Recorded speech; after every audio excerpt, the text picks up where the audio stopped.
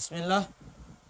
Assalamualaikum warahmatullahi wabarakatuh.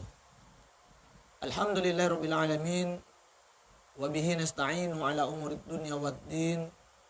Wassalatu wassalamu ala asyrafil anbiya'i wal mursalin nabiyina Muhammadin wa ala alihi wa sahbihi ajma'in, amma ba'du.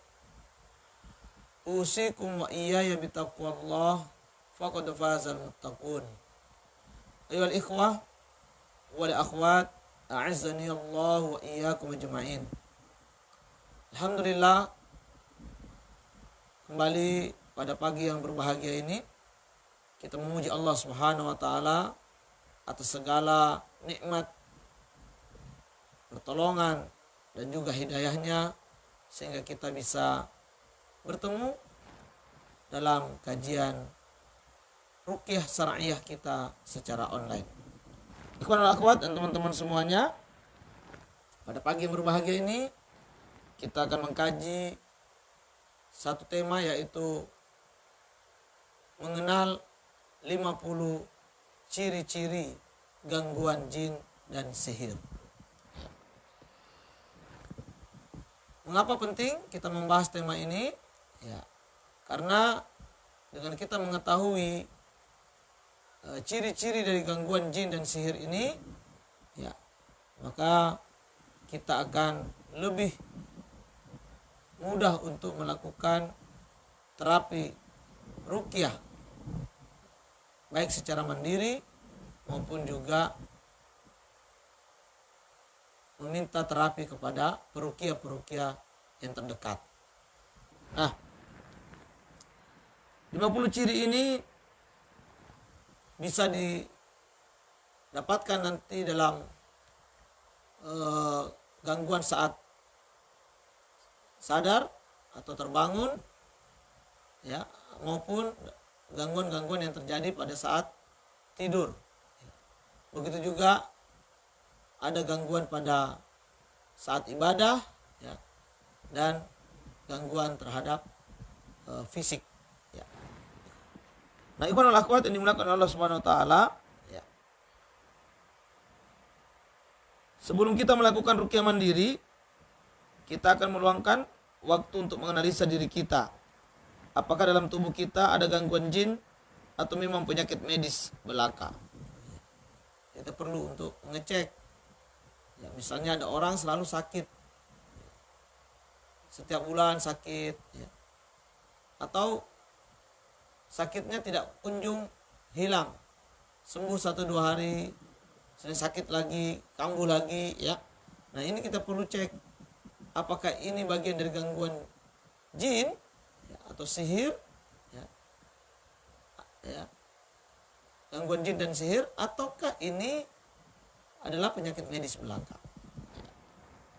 Nah, berikut ini adalah 50 ciri seseorang yang terkena gangguan jin dan sihir. Jika ada 7 poin saja, maka sudah layak untuk melakukan ruqyah mandiri atau minta diruqyah. Jika ada 7 poin, ya, dari ciri-ciri ini, ya, maka sudah layak untuk melakukan ruqyah mandiri, ya, atau minta untuk diruqyah. Nah, apa ciri-ciri itu? Yang pertama, emosi yang tinggi dan sulit dikendalikan. Semisal seorang istri membantah suami atau anak membantah sama ibu dengan sorot mata yang aneh, atau suami yang sering memaki istri karena hal kecil. Jadi masalah tidak begitu besar, ya, sederhana saja sebenarnya, tapi emosi begitu tinggi. Baik itu istri kepada suami, anak kepada orang tua, ya, atau suami kepada istrinya. Yang berikutnya, yang kedua, sering ragu, was-was, ketakutan tanpa sebab yang jelas di hampir semua aktivitas. Ya. Ragu-ragu, ketakutan was-was, maka ini termasuk bagian dari gangguan jin ataupun ya ada pengaruh sihir. Yang ketiga, adanya dorongan kuat untuk melakukan perbuatan maksiat yang berulang-ulang, disertai kemalasan dan kelesuan luar biasa untuk melakukan aktivitas sholat dan ibadah lainnya, khususnya ya, sholat. Sering melupakan ya, jumlah rakaat sholat saat sholat. Yang kelima, sesak nafas dan ngantuk berat saat membaca Al-Quran. Tidak bisa baca lebih dari 30 ayat atau tenggorokan yang terhenti sama sekali. Bahkan tertidur saat baru buka mushaf. Ya. Baru mau baca Quran, di saat itu pula dia sudah ya, merasa sesak nafas. Ya, merasa sulit untuk mengeluarkan suara saat membaca Al-Quran. Seperti ada yang menghambat di tenggorokannya. Bahkan lebih parah, begitu baru buka Quran sudah ngantuk berat. Yang keenam, melemahnya hati, minder, suka menghayal atau melamun, menyendiri, dan mengurung diri di kamar secara berlebihan atau mengasingkan diri dari kehidupan sosial. Ya. Banyak yang model begini. Ya. Suka mengurung diri, ya. Memisahkan diri dari kehidupan sosial, melamun dan menghayal, dan juga minder. Ya. Tidak pede, tidak percaya diri untuk bergaul dengan orang lain. Dan dalam jangka lama menyendiri dan mengurung diri di kamar, ini biasanya akan membuat ya, setan jadi mudah untuk masuk dan merasuk. Ya.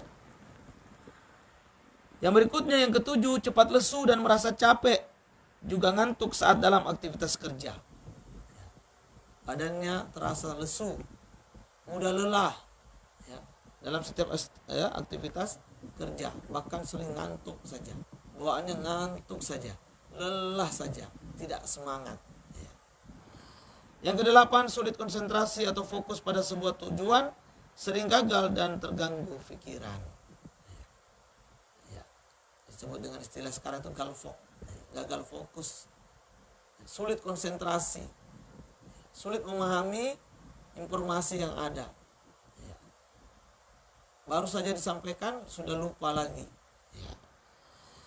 Yang kesembilan, merasakan sakit yang tidak kunjung sembuh, semisal pusing kepala, mendengung di telinga, pegal di bahu, belikat dan paha, sakit gigi, mata, tenggorokan, lambung dan dada sesak tanpa sebab yang jelas. Ini juga bisa menjadi ciri sakit yang tak kunjung sembuh. Ya. Sudah berkepanjangan, sudah berobat sana sini, ya, ikhtiar ke dokter sana ke dokter sini, namun tidak kunjung sembuh. Kalaupun sembuh 1-2 hari, kambuh lagi. Nah, terjadi sakit ya di sekujur badan, sakit di mata, sakit di tenggorokan, sakit di bahu, sakit di belikat, sakit pada paha, ya, lambung, dada sesak tanpa sebab yang jelas, maka ini ya bisa dikategorikan sebagai ciri gangguan jin ataupun sihir. Yang ke-10, memandang remeh kegiatan ibadah dan lupa atau malas zikrullah. Ya. Malas ibadah dan juga lupa bahkan untuk berzikir. Yang ke-11, depresi tingkat tinggi dan pikiran linglung, hilang akal, depresi, stres, ya, bahkan tingkat tingginya dia gila total. Ke-12, sering merasa sedih secara tiba-tiba hingga menangis tanpa sebab, jantung berdebar-debar keras. Sering sedih, sering menangis tanpa sebab. Ya, tiba-tiba saja duduk di pojokan dan menangis, disertai dengan jantung yang berdebar-debar kuat. Nah, ini bisa jadi adalah ciri adanya gangguan jin. Yang ke-13, sering kesurupan baik separuh ingatan atau secara total.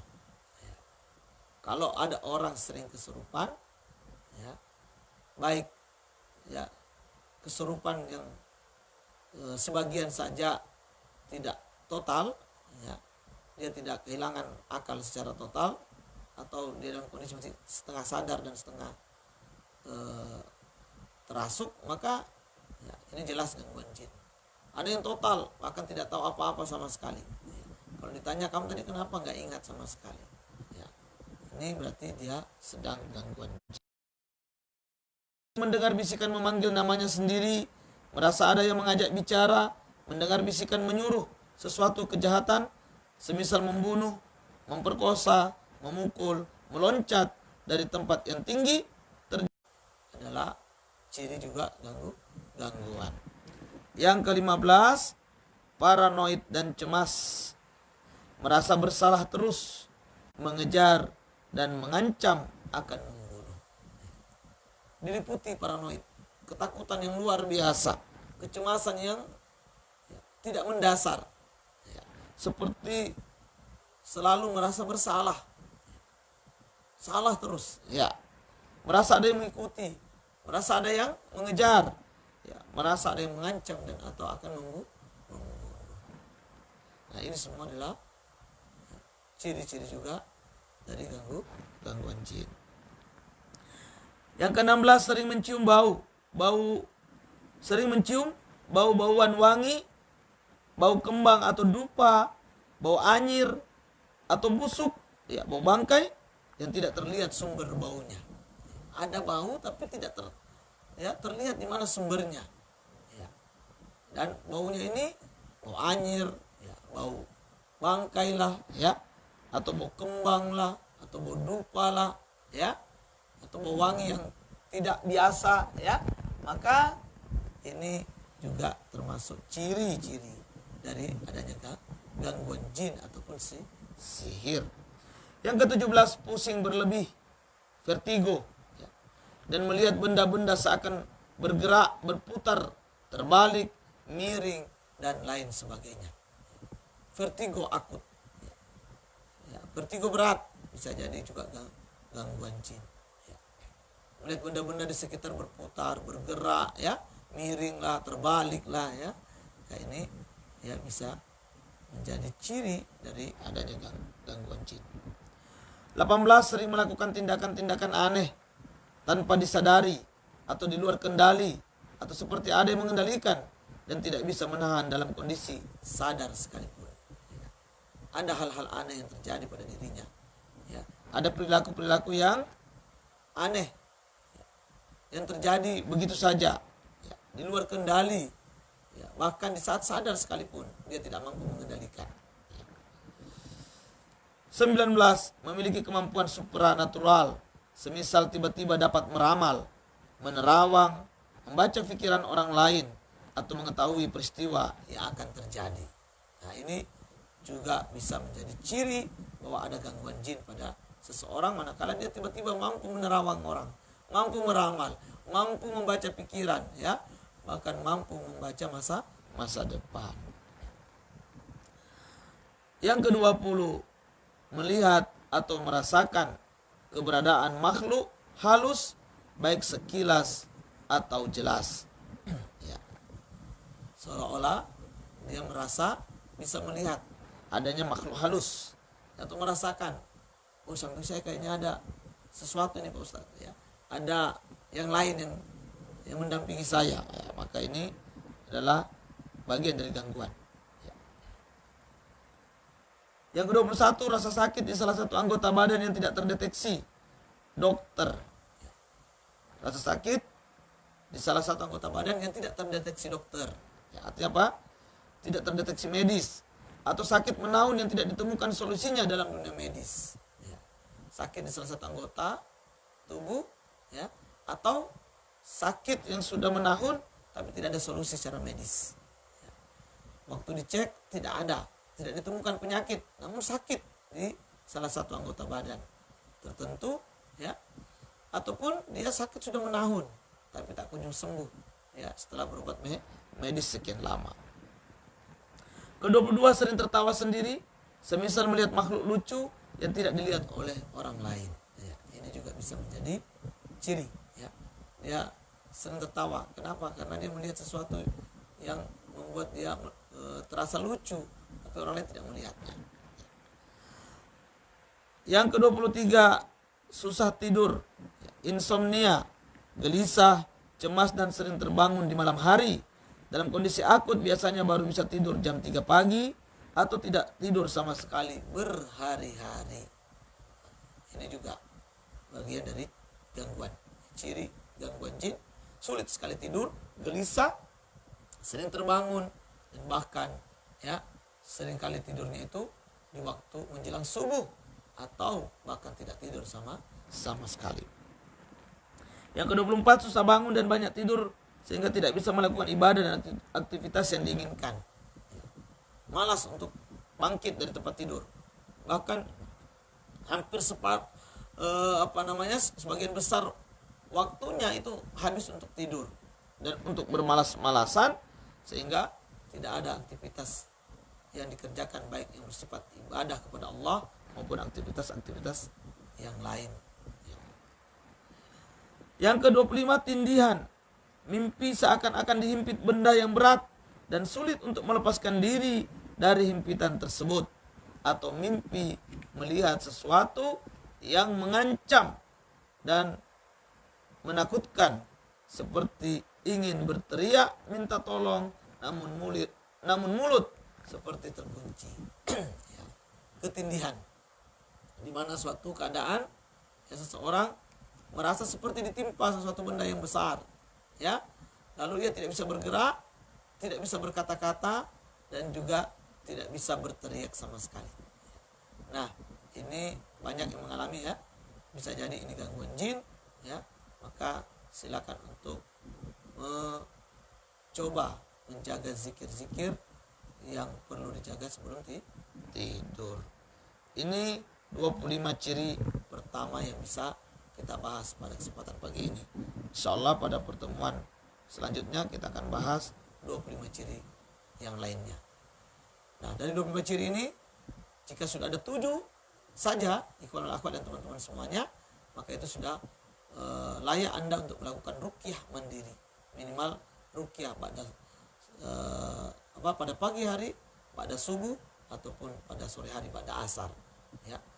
Ini sudah boleh dilakukan jika ada dari 7 ciri dari 25 ciri yang sudah kita sebutkan di kesempatan pagi ini. Ya, silakan untuk melakukan ruqyah mandiri atau silakan untuk meminta diruqyah kepada peruqyah profesional yang terdekat. Barakallahu fikum. Hadanallahu iyyakum ajmain. Subhanakallahumma bihamdik asyhadu an la ilaha illa anta astaghfiruka wa atubu ilaik. Billahi taufiq wal hidayah. Wassalamualaikum warahmatullahi wabarakatuh.